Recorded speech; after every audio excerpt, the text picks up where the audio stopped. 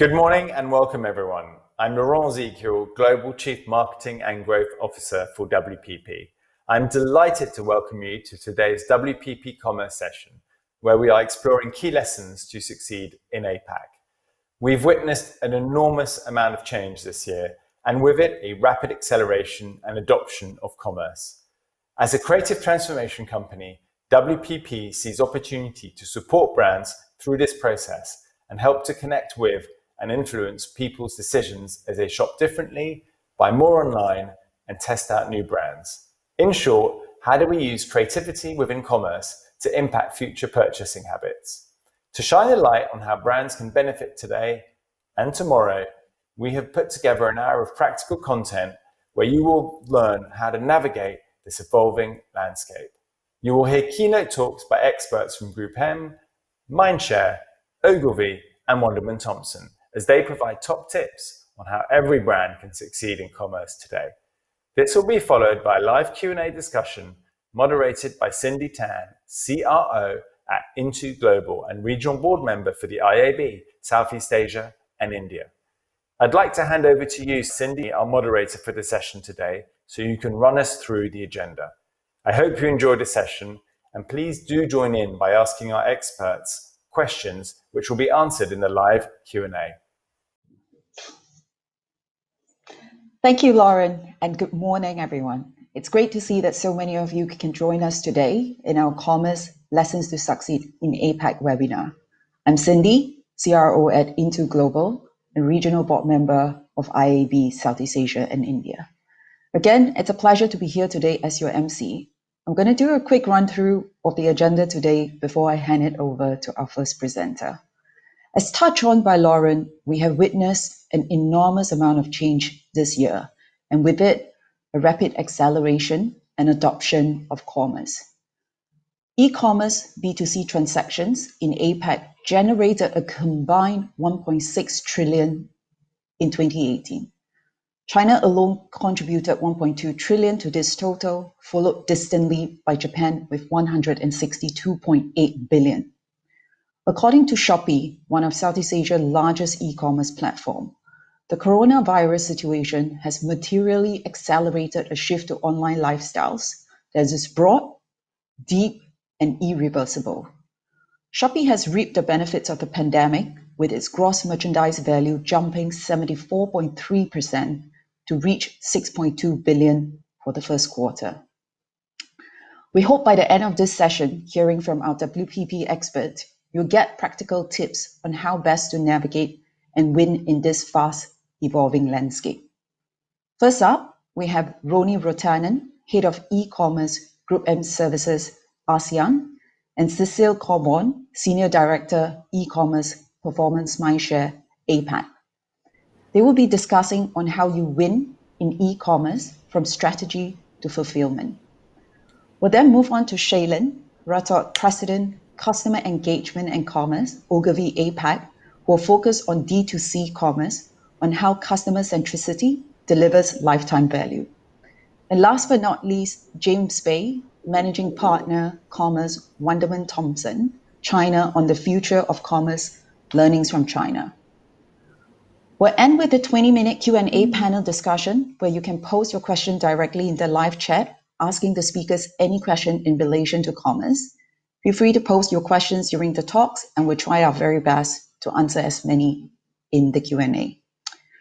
And if you're posting on social, either Twitter or LinkedIn, please do refer to the hashtag WPP Commerce APAC. Now, before I hand you over to Toni and Cecile, I'd like to run through a few housekeeping rules. During the talks, please be reminded to turn off your notifications, close down all your other applications for the duration of the session. I'd now like to hand you over to our first presenters of today, Cecile Courbon, Senior Director, E-commerce Performance Mindshare APAC, and Toni Ruotanen, Head of E-commerce GroupM Services ASEAN. Over to you. Thank you, Cindy, and good morning, everyone. Thanks for joining us today. We are here to talk about winning in e-commerce in Asia-Pacific region. In the next 15 minutes, Toni and I will help you to navigate the diverse e-commerce landscape in Asia-Pacific. So if we take a look at this slide, one of the first things to win in e-commerce is first to understand the local landscape, especially in Asia Pacific, because the local landscape is actually quite complex. So we have various e-commerce models, from what we call the lean-in model to what we call the lean-back model. So what is that? Lean-in is more the Amazon type of doing e-commerce, where the platform main objective is to save its customer time. It's about quick checkout experience. You come in, you add to cart, and you check out very quickly. On the other side of this graph, you will see China, which is a place where the frontier between entertainment and shopping is fading away. It is what we call lean-back shopping. It's where basically the platforms want their customer to spend time to look at reviews, to check your content, to watch videos, to watch live streaming, and even sometimes play games. Why is it so important to understand your landscape? It's very important because first, your customer behavior will not be the same from one country, one platform, to another one. Second, a strategy that will work in one country, in one platform, might not work in another one. And thirdly, very important, the ecosystem that is required to operate on one platform or the other one will not be the same. Now, if we take a closer look at what is happening in China, so my colleague James will walk you through a bit more in details of what's happening in e-commerce in China. But one of the main trends that is transforming e-commerce is live streaming. Alibaba is the world's largest live streaming shopping platform. They recorded, so this started about in 2019 when they recorded $15 billion of gross merchandise volume through live streaming. And of course, it's accelerated massively with the COVID London situation in China. And they saw a growth of 100% year-on-year GMV in 2020. And currently, they have about 50% of Tmall merchants who are using live streaming as a sales channel. What's the consequence of that? The consequence is that the brands need to adapt their ecosystem. They need to get the right partner in order to be able to be part of those live streaming. Now, this is something that's also happening in Southeast Asia, but let's take a closer look at what's happening in Southeast Asia. When we look at this graph, what we see is that first, Southeast Asia e-commerce economy grew 62% per year from 2015 to 2019, and is set to grow at 39% per year in the next 6 years. And what's really striking in this graph is that Indonesia is more than 50% of Southeast Asia e-commerce economy and is set to grow at 48%, so faster than the overall Southeast Asia. On top of it, Indonesia is the most complex country, especially because it has a lot of e-commerce players. Of course, it has the traditional one, Shopee and Lazada, but it also has JD, Tokopedia, and a lot of other platforms. So again, to operate in this country, you will need very complex ecosystem and very complex setup. On top of it, what happened in Southeast Asia is that the leading platform who helped grow e-commerce there, be it mainly Shopee and Lazada, what they've done is that they followed very closely what happened in China. And they brought over technologies and tools from China at a very fast pace. So what took about 10 years to be developed in China was developed here in only a couple of years. So what happened is that the brands, again, have to adapt very quickly. If we see this graph, so Lazada, this is what we call Lazada shoppertainment ecosystem, which is a mix of shopping and entertainment. And Lazada launched all those tools in just a few months' time. So they launched Last Game, which is on their platform gaming, Last Coin, which is a mechanic to collect coins and get rewards, and Last Live, which is their live streaming platform. So again, this required a very, very complex setup to operate all of those tools. Now, once you're clear on where you're operating and what are the requirements to operate properly in those countries, one of the first things you will be looking at is accelerating your traffic. And one of the key trends that we've seen for the past 12 months, and this is across all platforms and across all countries, is a shift of media investment from off-platform media with traditional media such as Facebook or Google towards on-platform media. So being mainly on-platform search and paid display. Because once e-commerce becomes more mature, the priority of the brand becomes to maximize your share of voice and your share of shelf. Now, on top of it, on-platform media such as search and display usually provide higher return on ad spend than the traditional media such as Facebook or Google. We see also a shift in investment in the sense that brands used to focus on mega events such as 11/11, Black Friday, Prime Day, and they are now shifting budget to what we call always on, so every day. So that's the two main things that we see in terms of on-platform media investment and overall e-commerce media investment. Now I will hand over to Toni to take us through more trends that we have witnessed in the region. Thank you, Cecile. Let's take a look at the second trend that we are seeing in Asia Pacific, which is the investment in the omnichannel. Why is it important for a brand to think about omnichannel? One is customers, when it comes to new products, usually want to actually physically see the product, try it, feel it, and when it comes to food items, even taste it before making a purchase decision. GroupM also conducts annual customer surveys related to e-commerce behavior. Through this survey, we learned that in Southeast Asia, in average, 44% of the customers like to browse the product in store first before potentially buying it online. And in the reverse, 46% of the customers who started their purchase journey online ended up buying the product offline. So with these insights in mind and with the current pandemic situation that we have, where customers are trying to avoid crowded places as much as possible, your brand needs to start thinking about what does omnichannel mean for me? If you look at the next slide, we will see that we have a few investment already that has happened. It was predominantly led by Amazon, Alibaba, and Pomelo, to name a few. So let us hone into one of the examples, which is the fashion e-commerce platform Pomelo, who enable its customers to pre-order their items into the store, enabling an extensive range. Instead of having physical limitation of 5,000 to 7,000 items, you could now shop through over 100,000 items and have the confidence by going to the store before I make my final purchase decision.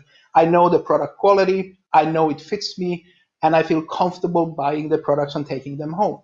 A benefit that the brand got out of this was, of course, that they had insights on what the customer will be buying, which made the sales clerk an opportunity to potentially pair up accessories, shoes that match the items that the customers are interested. That allowed to tailor an interesting, unique, and tailored experience for the customer, both from a brand point of view and a customer point of view. It left a positive insight and also increased the investments of what customer would buy. Let's now transition into look at the third trend that we've seen is related to social commerce. This has been emerging very fast in the recent years and is going to accelerate even further. Some markets will adopt this more than others. For example, Thailand, we're in a very strong Facebook environment and using Facebook Messenger to communicate with brands and even privately. So that is an opportunity now to leverage messengers to push social commerce. In Thailand, even you can complete the purchase transaction in Messenger itself, while other markets you will need to move to a brand.com to complete the transaction. The evolution has just started, but it's moving the sales clerk into the virtual world.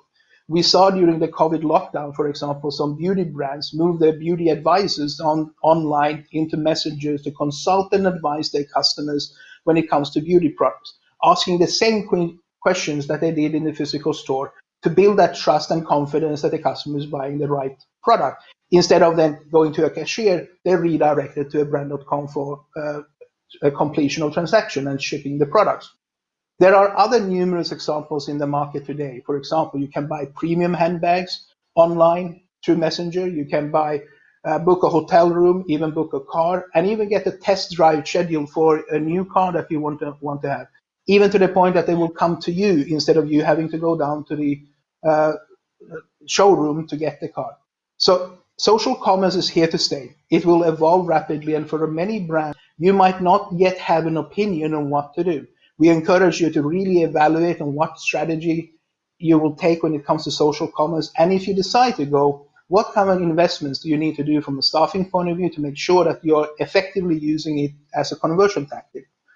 Those were the three trends that we've been experiencing in the last year or so. Let us now transition into how you would be maximizing your outcome on an e-commerce when you're on the platform. Every brand is interested in always ensuring that you get the maximum return of investment, which means that you get the best sales possible on platform. We feel to achieve the outcome, there are three key attributes. The first one being traffic, be it that you're driving off-platform media traffic to your brand.com or your shop-in-shop. That would be Facebook or Google. Then pairing that up with on-platform investments on Lazada, Shopee, or Amazon. These both play a key role. The external off-platform traffic generator is there to bring new clients, new customers to purchase your product, while on-platform investment is to activate high purchase intent customers already present on the platform that you just need to remind that I'm here, please activate and come and buy. The second attribute is the conversion rate. And here is a multiple attributes that play into role. It's not a singular activity. There are multiple factors that will play together in part of the experience. One is that you need to design your shop-in-shop as simple and easy to make sure that customers can get from one place to another quickly and easy and accurately. Otherwise, you are at risk of having a high drop-off.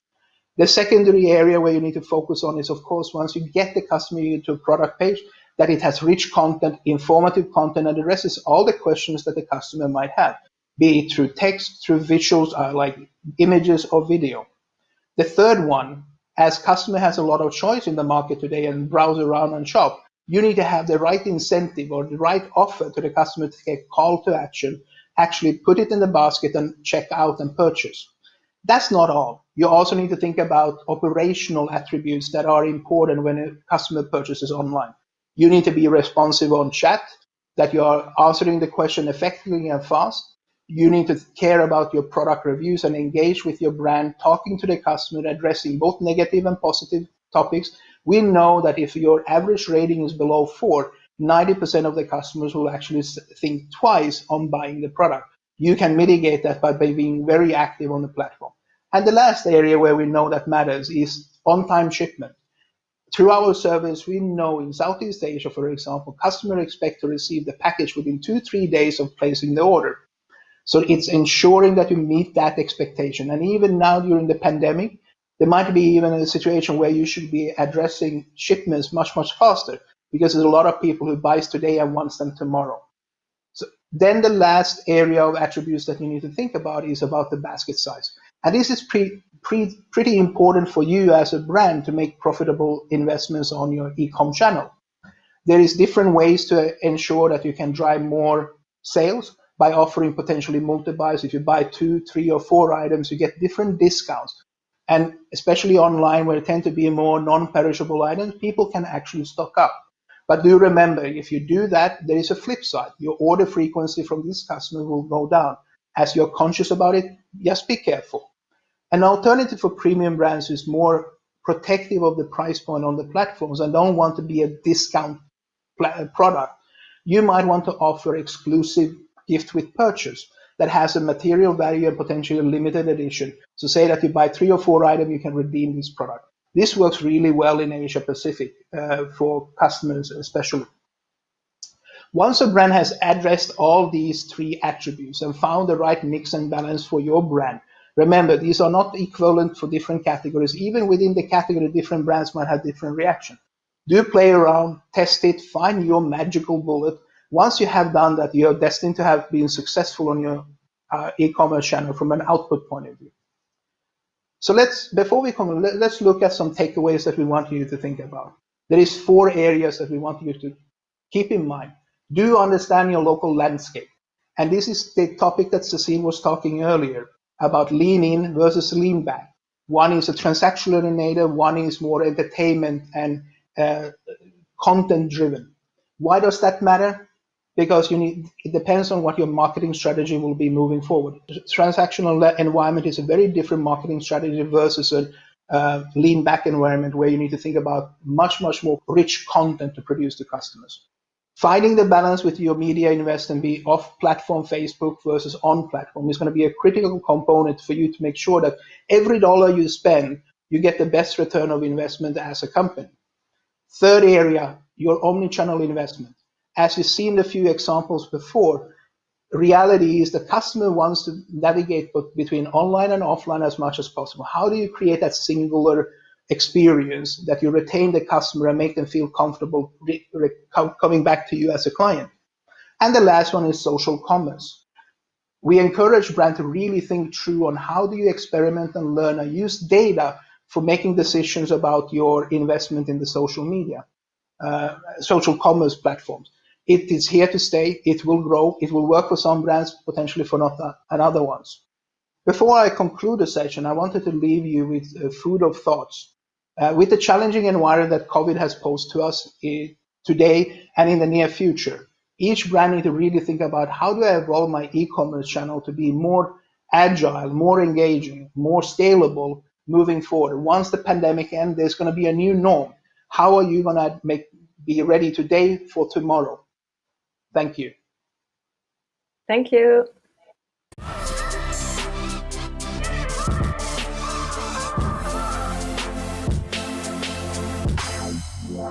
Hi everybody, my name is Sheilen Rathod. I head up customer engagement and commerce for Ogilvy across Asia.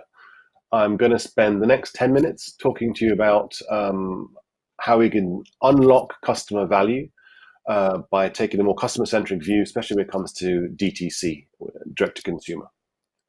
So I think what DTC is obviously picking up in popularity these days. There's lots more people are talking about it. Lots more brands are doing it. I'm going to focus on CPG doing DTC. That's lots of words in there. But I think that's going to be one of the most interesting spaces for us. I think lots of the clients we have in Asia are CPG clients, some of the biggest brands in the world, and I find it fascinating they're considering going directly to consumer. If you look at brands like Nike, they've been doing it for a very long time. They're very established. But if you look at people like Kraft Heinz, and giants like Pepsi, etc., then going to direct consumer is something new. Obviously driven a lot by COVID, and lots happening in the world, but I think that they're going to make a difference. They're going to continue the trend. I don't think it's going to be a fad. I think it's going to keep going forwards. If you look at what Heinz says, this is a quote from a few weeks ago, is that their direct consumer business is incredibly powerful for them, and they have a business called Heinz to Home in the UK. It launched this year, primarily due to COVID, but I think the results from that the results are not primarily about the sales that they're generating, which they are generating sales, but it's also about the insights they're creating and they're collecting about consumers, and they take those insights and they run them through the entire business and make the whole business more effective and more efficient. So it's really very variable. PepsiCo is doing the same thing with Snap.com. Nestle is doing the same thing, obviously with Nespresso. Unilever is doing the same thing with Seventh Generation. So lots and lots of brands are looking at this as an opportunity to get closer to consumers. And what is traditionally an intermediated channel, held by retailers and now held by the big e-com platforms, these brands are want to get close to their consumers themselves. Look at some of the big numbers in DTC happening at the moment. So 50% growth in advertising spend, which is huge. For DTC brands, there's a 24% growth in sales coming forwards. Again, lots of it's driven by new brand entries, and lots of it's driven by the new marketplaces emerging.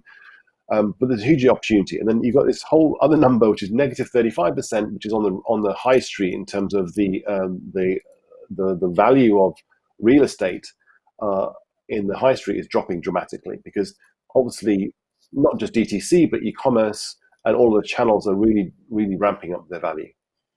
The other big reason for why DTC is becoming important is the cost of operations on some of the big platforms, whether it's Amazon or Tmall or Lazada, is massive. Cost of operations increased 171% for Tmall from 2015 to 2018, and the cost of media increased 286%. These are big numbers, and they're impacting our brands quite a lot, because the margins are small and tight, and it's being quite a big challenge for us. So that's a huge opportunity. The other thing I think which is very interesting about especially how the big platforms operate, the big e-com platforms operate, is you need to go and buy a consumer once in order to acquire that consumer to make a transaction. That consumer, then you have to go and buy the same person the next month, and the same person the next month, and the same person next month. So they make all this money essentially off what is going to be a recurring purchase, but you need to go and find the individual and bring them into the marketplace. Ogilvy's got a relatively straightforward approach to doing this. We've got 5 simple steps we go through. It starts a lot with data. Everything starts with data. Data is the fundamental foundation for us making all the business decisions we need to make. Acquisition, again, how we find the right individuals and to acquire for a brand or to push through the funnel and to start the process of transacting. Acquisition is very important for us. CRM is critical these days because consumers expect a better experience. They expect the brand to know who they are to a certain extent, give them something of value. If I'm going to give you some data, I'm going to give you some of my time, I'm going to spend some time watching some of your stuff, you better give me something back. So creating a relationship with the consumer starts at the very top of the funnel from awareness and goes all the way through down to loyalty. Of course, commerce is critical, of course. Our approach to commerce is multi-channel, multi-variable, happening everywhere. So it happens on social, happens on platforms. TikTok does commerce. It's pretty much everything. And MarTech also underlines all of the work we do. So without a technology base, we're very difficult for us to identify, gather the right data, get the insights to the right data, understand the journey, deliver the right messages. All of that is driven by MarTech these days. If I just look very quickly about data, the kind of data we use in Ogilvy is a myriad of different data sources. When we have first-party data, we can utilize that a lot, and we have a big data team to do the big crunching of the numbers. But when it comes to things like just doing better planning and better optimization, then we use a myriad of either Kantar or we use ComRatings or other people like that to do we have. But understanding fundamentally what the data landscape looks like and understanding how we can utilize data to write better briefs and have a better understanding of our audiences is a critical function of how we go to market. Data gold and brand experience is priceless. I think we should be thinking about a lot. Data helps us predict the future, helps us understand the value of audiences, helps us upsell and cross-sell, understand patterns, helps us gain audience insights and really understand who's the most valuable person we need to be working with. It gives us the ability to personalize and drive the right type of content, the right kind of promotions, the right kind of individuals. Brand experience is also critical because creating the right brand experience, we need to make sure that people stay with us, they can come back and return. That's one of the fundamental things we need to do, and then making sure that we direct directly to consumers through the brand experience is also critical as well. Look at the value segmentation, which is very important for how we need to start any process. It's really making sure that we understand the current value, the current needs, and the current attitudes of the individuals. We can get that from lots of data sources, third-party data sources, DMP data sources, behavioral sources in terms of where they've been, what they've browsed. But really understanding that's important. We need to look through for progressive profiling. That's looking at growing our understanding of the consumer over a period of time. Right? So very important for us the way we need to work. If you look at about the relevance across all of the touch points on the journey, data triggers are really critical as well because those give us the moments in time that a consumer is making a change or where the consumer is on that journey. So the understanding their behavior, understanding what they're looking for, understanding what they're going to buy, for example, data triggers are important. Designing personas and journeys is also critical because that really defines who we're talking to and where we're talking to them. The experience plans are about how we actually want the brand to be experienced across all touch points. Because we live in an omni-channel world, people are going to are expecting a brand to have the same experience across all different touch points. And engagement ideas, of course, we're a creative business. Without creativity, we can't cut through, we can't reach, we can't emotionally connect, we can't really enlighten or engage somebody very well. So the engagement idea is obviously critical. The creative ideas are critical. And then how we actually put that into practice. So what does it look like across the journey? What the engagement plan looks like is a fundamental part of how we create the overall experience. And again, make people come back and stay longer with us. And I think that all actions should drive to commerce. I think what's important about this is these days, when we look to put programs to market, it's really about where are we pushing the consumer. We need to give the consumer triggers and calls to action to push them down the funnel into purchase, and then do the same again and get them to make a repurchase. So calls to action, understanding how to drive to the actual transaction point is a vital part of what we do. I think also I said at the beginning, technology is essential for what we do as well, because without technology, very little of what I'm talking about is possible. And technology is not just not just, I would say, I'd leave it to Salesforce and Adobe and those guys. Technology goes across our entire business, whether it's data analytics, whether it's Google Analytics, whether it's understanding some behavior of based on the data we're getting, whether it's based on some reports of sales. Technology and marketing technology helps us do all of those things, as well as actually deliver them at the right time. So I think every single conversation I have with a client over this year especially, has had a data part of it and a marketing part of it. So it's really fundamental how we go forwards. It also enables us to do the upsell and cross-sell with consumers as well. I said at the beginning, our approach is not to treat all customers as equal, because they're not. So we really need to identify the consumers who are of value to the brand, and not everybody has the same value.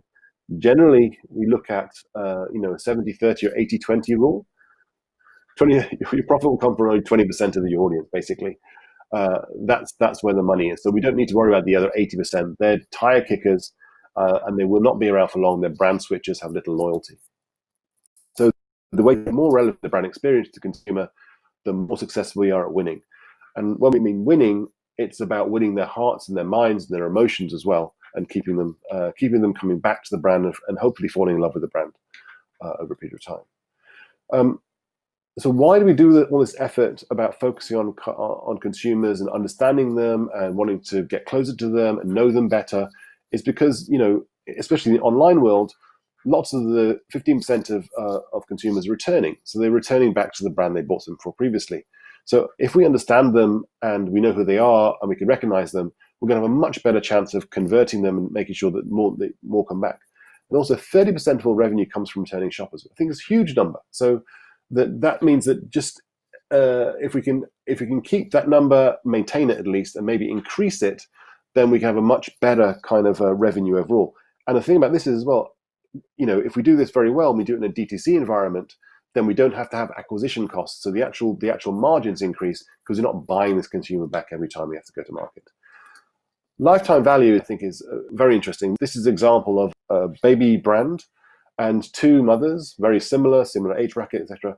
They both make a purchase. One of them makes one purchase equals $25, but customer B purchases the same product over the next 36 months for her child, and the value of that person is 72% higher. So this is why lifetime value is so important. And that, again, that 72% will probably be higher as well, because we don't have to take into account the acquisition costs again. I want to talk a little bit about a couple of projects we just completed in Asia, which I think are very interesting, especially the DTC point of view. This is for Mikimoto. So Mikimoto is a famous pearl company, pearl brand.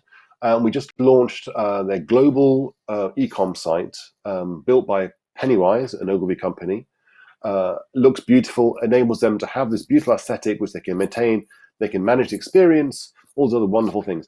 But also, I think when we considered commerce for them, we considered commerce across all different channels. Now, remember, when talk about commerce, TikTok does commerce, Instagram does commerce, Facebook does commerce. Commerce does not just sit on Tmall or Amazon.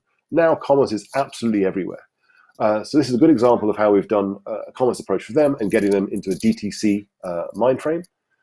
What also happened during COVID as well is, live broadcasts became very, very popular. I think that will continue. Again, a way for brands to get to have a direct relationship with the consumer they've probably not had before. So you can get the middleman out of the way. They can talk to the consumers they want to talk to them, a bit like a TV ad, but obviously much more personal. And you also, in this case, the Jim Beam, you could click on the button at the bottom and go straight into a purchase. Mini programs are very popular, especially in China. I think there's 1 million mini programs in China currently, because it gives the brand the ability to actually have a direct connection with the consumer and collect lots of data about the consumer like they never did before. So it's immersive experiences generally. So mini programs are much more popular going forwards. So just 5 key takeaways. I think data is critical to what we do. Don't forget to segment and focus on who we're talking to. Focus on the addressable audience, who will benefit most and who the brand will benefit most from. The journey is important. Make sure the journey, we understand the touch points and the moments that matter. And KPIs, well, transactional KPIs are important as well, but don't forget the other KPIs of DTC in terms of audience insights and the value they can bring in improving the efficiency and effectiveness of the entire brand experience. That's it. Thanks very much.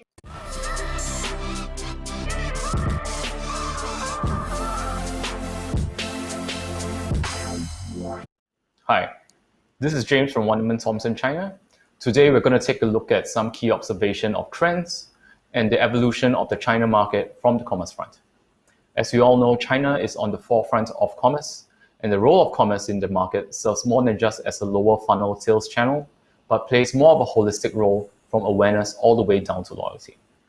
2020 has been a year of change. The impact of COVID-19 has been widespread globally, affecting businesses, media consumption, and even consumer behavior. And the impact on physical retail, being most prominent, has had a direct impact on augmenting the importance of e-commerce everywhere in the world. China was the first market to be impacted, but also the first to open up and recover. Despite COVID, e-commerce in China is still set to keep growing in 2020 and targeted to hit $2.1 trillion in about 2023. Let us take a look at how the Chinese commerce market and ecosystem has evolved, how businesses have changed, and how and what commerce trends have been accelerated by the pandemic. And since we're talking about learnings from China today, I'm deliberately going to be cliche and provide an overview of some key observations through 3 old Chinese sayings. 以不变应万变, adapt to changes by not changing. 能用重力则无敌于天下矣. Use all in your arsenal to become invincible. 知己知彼, 百战百胜. Know yourself and know your enemy. Firstly, adapt to change by not changing. Channels have changed, but consumer needs have not. As a direct impact of the nationwide lockdown, consumers were forced to spend more time at home and digital channels for shopping and entertainment, with brands shifting significant efforts and investments into the digital space. But the more deprived consumers are from the physical environment, the more they yearn for the familiar experiences that are available. Hence, desire and expectations for improved services and experiences in the digital front have vastly increased. This coinciding with the implementation of 5G networks in China and the Tmall 2.0 initiative from Alibaba, where a key part is opening up the platform for technical development through mini apps, paved the way for richer and more immersive commerce experiences. For example, live streaming is no longer just a video stream with a host answering comments, but have evolved to become something that's much more immersive. Users can interact with the environment of the feed, be it exploring the store, clicking on products, zooming in on the look being applied by the makeup artist in this reference, opening up a glimpse of just how 5G can bring fresh approaches to the table for already booming new content formats. Augmented reality virtual try-ons, for example, is something that's not really new, but integrated with live stream video chat with a real beauty advisor, where the professional sales staff can select shades curated for makeup for you to try online, allows for a more bespoke personal touch to service on an online environment. Also, the limitations of social distancing also paved the way for a surge of brands building VR experiences for their commerce presences. So, for example, providing a safe way to browse a showroom without going to an IKEA store alongside 10,000 other shoppers. These are just some examples of Chinese e-commerce, which has already been crucial from a marketing perspective, evolving to become more and more consumer experience focused. Point number 2, use all in your arsenal to become invincible. Digital transformation and exploring new business models is key in these troubled times. We've saw many brands relooking at how they could utilize their offline retail resources and also potentially exploring community and peer-to-peer selling models. MAC Cosmetics, for example, is a great example of a brand that has quickly rethought how to leverage and utilize their physical assets, linking their nationwide network of retail stores and professional sales staff to create a virtual cloud store on WeChat. MAC Beauty advisors were nurtured into micro-influencers, building robust social content, providing online consultation, and having that network of stores and professional makeup artists delivering in-store live streams for their fan community through any point of time. Driving content consumption and sales directly on social channels is now no longer just the job of the digital marketing team. KFC, on the other hand, created something really interesting, which is an initiative or a program called the Pocket Fried Chicken Store, where they allow consumers to open their own virtual customized KFC restaurants directly on their social media accounts. KFC handled the logistics.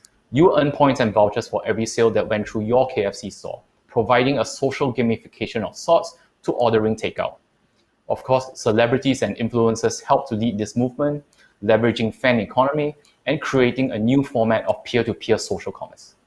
This also has an interesting longer-term implementation when KFC launched campaigns throughout the year, where they don't only have physical stores, physical restaurants, and media placements, but also tens of thousands, if not hundreds of thousands, of virtual KFC restaurants on social media to help amplify their campaigns.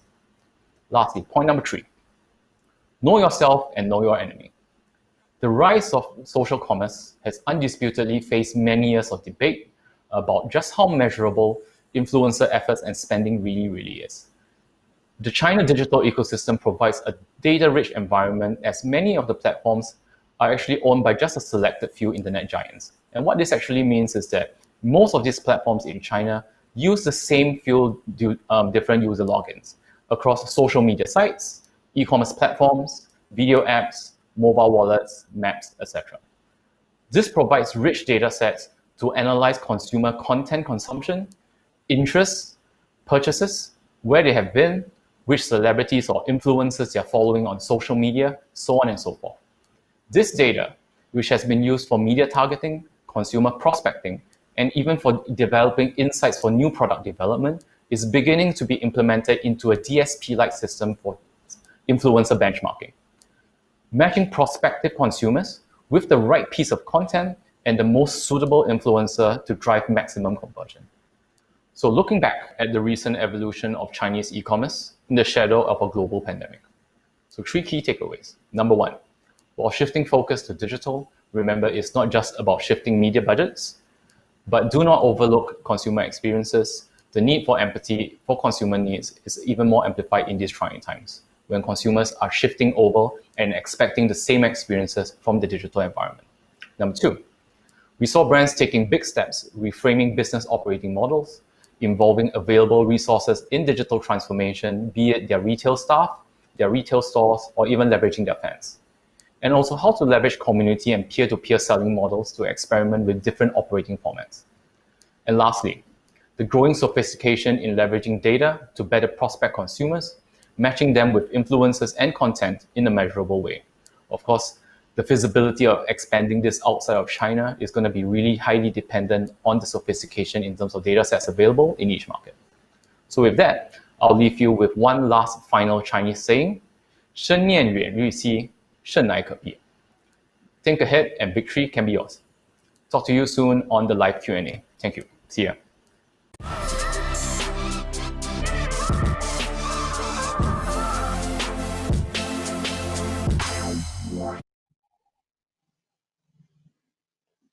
Welcome back. We're now going to open up to questions.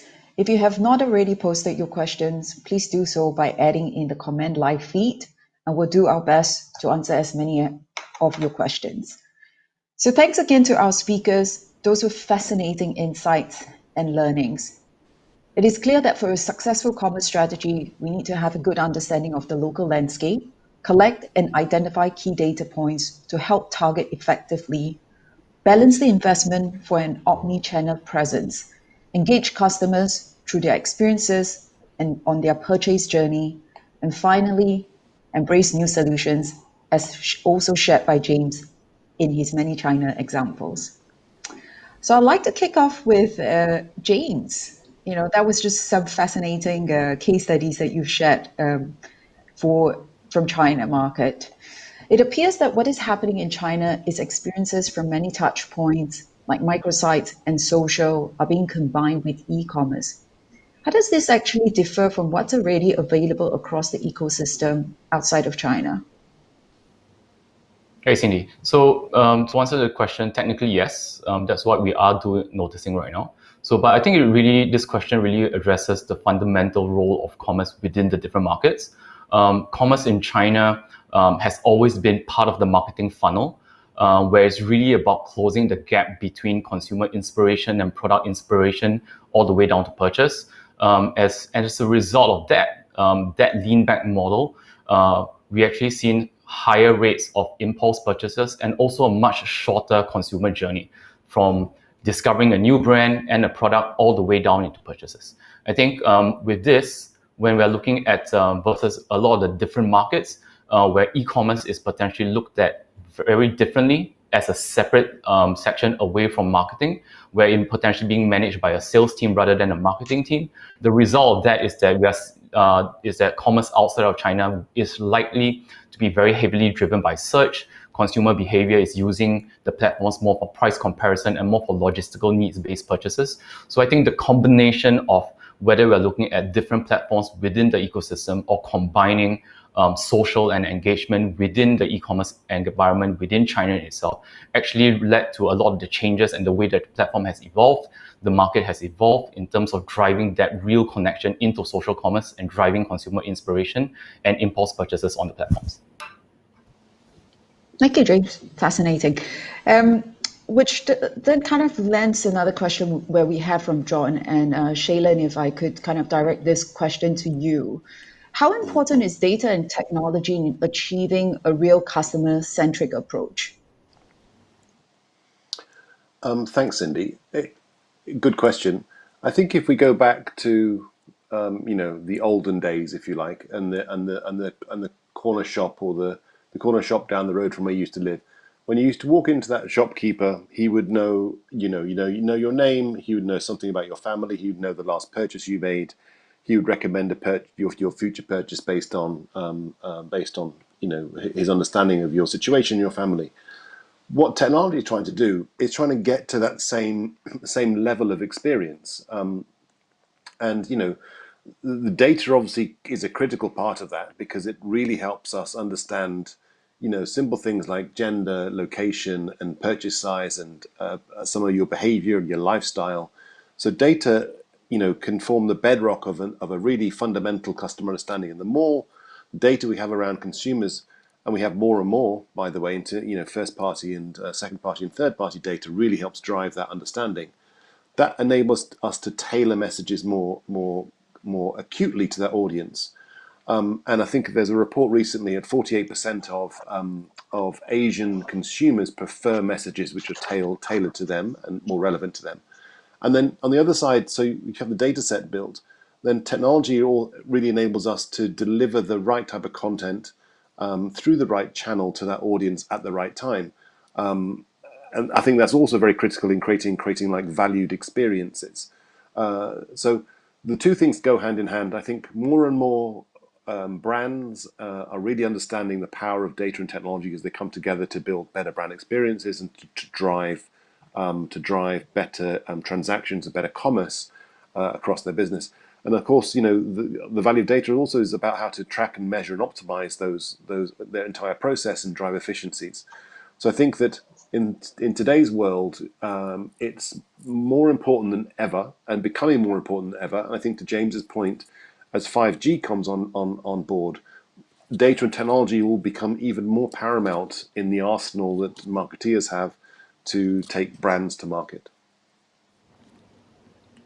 Thanks, Sheilen. I love the analogy of going to a store and they know what you need. It reminds me of my experience when I go to my favorite hawker and I don't have to order my specially curated package of food, but it was a personalized experience, and to be able to kind of bring that online, it's fascinating. My next question from Jen to Toni. We spoke a lot about, the big players, Amazon, Lazada, Shopee. From your perspective, should brand have their own brand.com, considering listing on marketplace platforms such as, the big names that I've mentioned, Amazon, Lazada, Shopee, to complement their own direct-to-consumer solution? Thank you, Sandy. Yeah, it's an interesting question, and there's a lot of people who feel different opinions. But from my personal view, I think brands who's on a D2C today should seriously consider expanding into the marketplace platforms like Lazada, Amazon, and Shopee. There's a few reasons for that, especially during this pandemic. One is we know from our surveys with e-com behaviors is that 2/3 of the customer purchase journey starts on marketplaces. There is reasons for that because they want to explore multiple sellers, see different products, compare and contrast. We know that 1/3 of the brands in Southeast Asia, 1/3 of the customers actually will go to the brand.com, and these usually are the strong Nikes, Adidas that has strong value prop for the customers. Second one is the area where we should be taking advantage. These platforms, take Lazada for example, they have 70 million unique active users per year in Southeast Asia. Why wouldn't you like to tap into that audience segment that are high purchase intent and ready to buy by nudging them to showing that you're present? Third one, I think is important from a brand safety point of view, is to think about, like it or not, there are parallel importers, there are retailers who's already selling your product on these platforms. Shouldn't you be representing your brand through an official store, sending your brand message to the customers, and also building that confidence of authenticity? I think brands should seriously consider, if they are going to venture from brand.com into the marketplaces, they also need to think about how do you define the roles of these brands, of these solutions. Brand.com usually attract loyal customers. They are not deal seekers. They just want to have the latest technology or the latest fashion item. Platforms like Lazada and Shopee could play where it's reaching that year into the product, it's reaching the mass market, you're ready to potentially give discounts.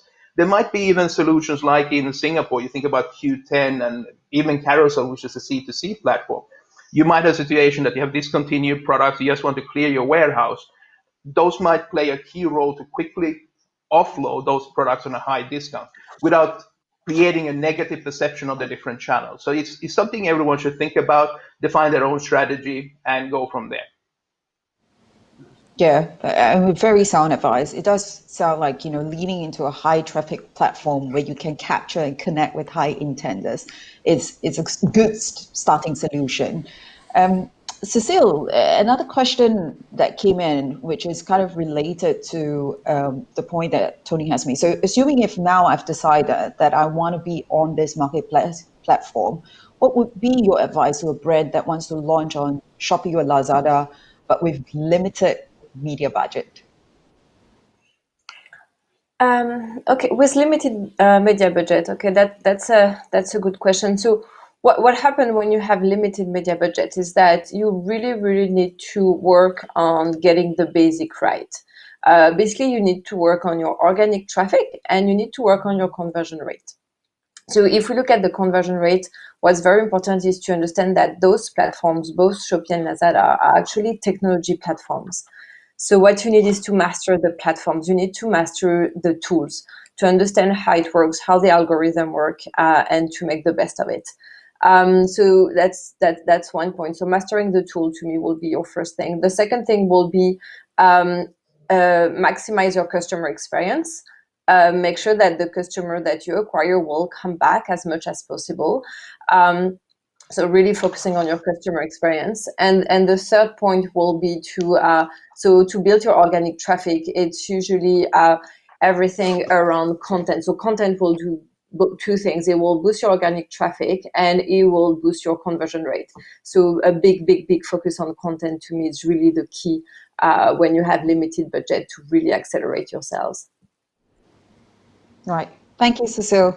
Getting the basics right. That often sounds easy, but can be complex at the same time. We've got a flurry of questions from our audience, so I'm going to do another round with our wonderful speakers. The first one is to James again from Justin. With so much focus on super brand days and 11/11, I heard there is actually another day right now, May 5th, which generated a hell lot of $1 billion for the Chinese market as well. What do newcomers to China need to do to succeed? Right. So Super Brand Day, Double 11, May 5th are not the only ones. There are a slurry of e-commerce moments throughout the year. And I think for newcomers to succeed, there are a few key things to really keep in mind. The first one is to really understand the dynamics of each of these moments, because there are so many and the objectives behind each of them are really very different. having the right partner to work on this is really crucial. So for example, if you're looking at Double 11, the impression that a lot of people have out there is that Double 11 is really about discounting and sales, but really it's really not just about that. It's very much about consumer acquisition, being able to build that consumer base with your interests, building them into fans of the brand throughout the year, and then activating them during Double 11 for their first purchase, being able to activate dormant consumers that you have already converted previously, being able to upsell and upgrade consumers that have already been buying your products and driving them into VIP purchases during a key moment like Double 11 is very crucial. So Double 11 is not just one single day. It's usually, when we work with brands on that, it's a year-long approach. Great. Second question, back to Sheilen from John. Considering the strength of marketplaces, do we think that in Asia, more brands will adopt a D2C approach, and when? Thanks, Cindy. The examples which I talked about earlier about Pepsi, PepsiCo, and Kraft Heinz, for example. I think there is going to be a demand in Asia over the next period of time. I'm not sure what that's going to look like in terms of exact timeframes, but it's definitely going to be driven around the need to acquire first-party data. It's definitely going to be driven around the need for experiences which are more brand-centric and more on brand. It's also going to be facilitated because last mile costs of distribution and delivery these days in Asian markets are reducing quite dramatically. So you don't need to go, you can do it in more independently, and also the logistics companies themselves are more tailored now to being able to deliver those services. I think that again, if you look a few years back, lots of the luxury brands, when I was growing up, were saying, I'm not going online. We're a brick and mortar type of store. Lots of brands said we're not going onto marketplaces because we want to stand alone. And all those paradigms have shifted, and all those paradigms will continue to shift. I think that the DTC market for CPG, for example, will continue to make a shift as well. And I would see that lots of the brands we work with, at some portion of their product range, not necessarily everything, will adopt a DTC DTC position.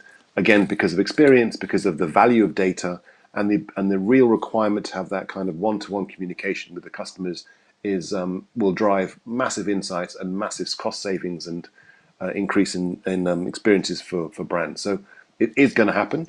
I think that COVID it's speeded it up a lot, and so I would imagine that lots of brands, probably in end of 21, will start to definitely consider this as a viable opportunity for them. Yeah, thank you, Sheilen.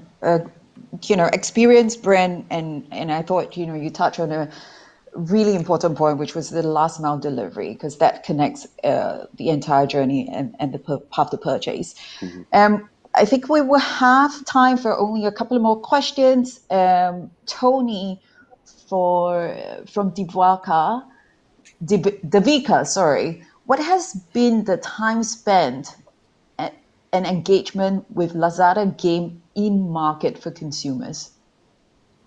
Do we have the stats? No, unfortunately, these platforms don't share a lot. But there's numerous other studies that have looked at the more time you spend in a platform, even in a retail store, the likelihood of you buying additional things is higher. Last game plays a crucial part in the lean back component, where there's incentives for you to earn points that you again can convert to discount coupons, for example. That allows these lean back platforms like Alibaba's, Lazada, and also Shopee. They have customized algorithms. The more you come back, they will be pushing relevant content for you. So getting you back into the platform is going to be a critical component. And if you think about Lazada and Shopee, they are focused on daily active users. They want you to come back frequently. What better thing is to have a game that you get hooked on, and you want to earn the points to be able to redeem a 10% discount coupon that the seller might have already awarded you. It's the same analogy if you think about it, to draw the correlation to the physical world. You go to a grocery store and you're standing in the queue. What do you see around you? You see products that are small value to get you to input. Ooh, that snack looks nice. Oh, that candy. Let me buy that as I'm waiting here. The more time you spend queuing or shopping on the platform, the higher likelihood of you actually spending more money is going to come from that. So last game is just one component together with live streaming and other things that are to hook you to spend more time so I can push more products to you and hopefully I can convert you to a sale.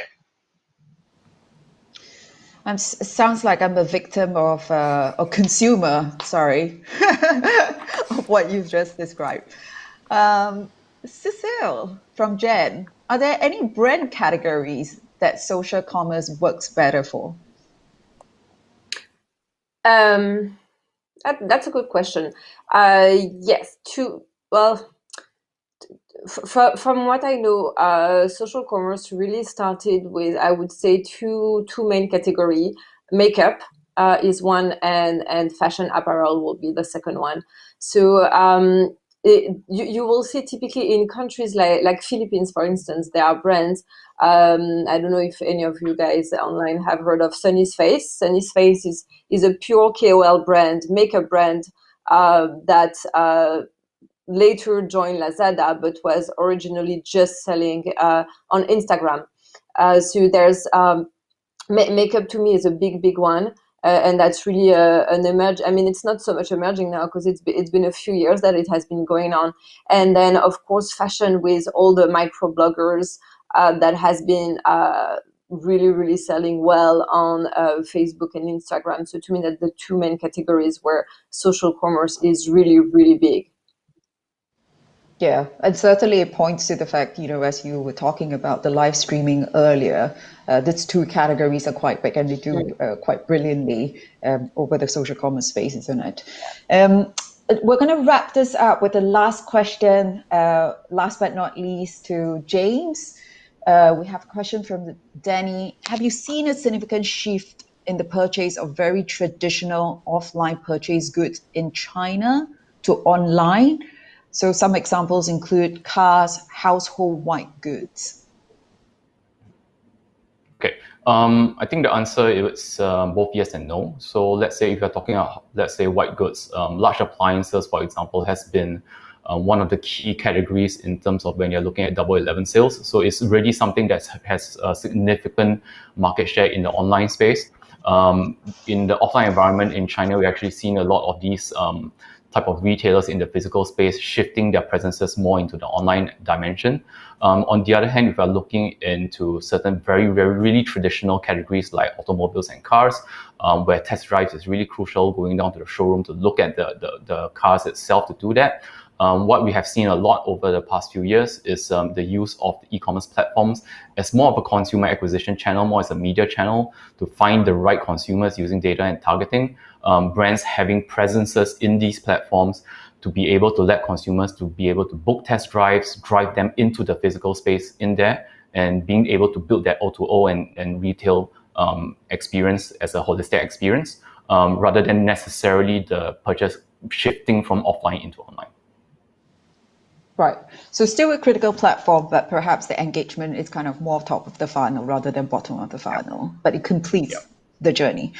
Wonderful. Well, thank you so much, panelists and speakers, and to the audience who has kept us, stayed with us throughout the time. I hope you enjoyed tuning in today and found it useful.